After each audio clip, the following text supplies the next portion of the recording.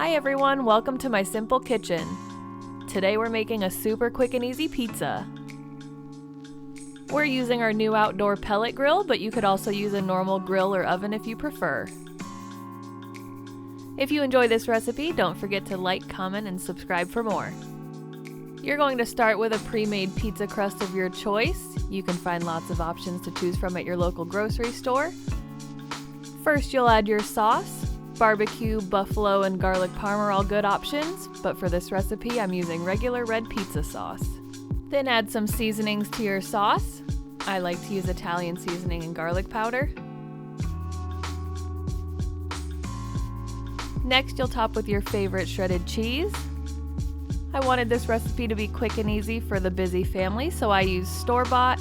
I do, however, highly recommend getting a block of mozzarella and shredding it yourself if you have the few extra minutes to spare. This is where you can really make it your own. This is also where the kids like to help when adding the toppings.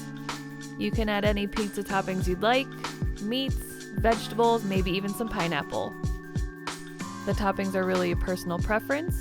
My family likes pepperoni and banana peppers.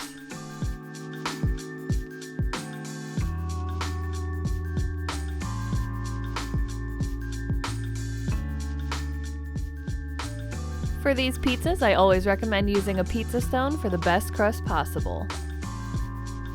Preheat your pellet grill or your oven to 450 degrees and cook the pizza for 12 minutes or until the cheese starts to brown around the edges. Look how good that looks.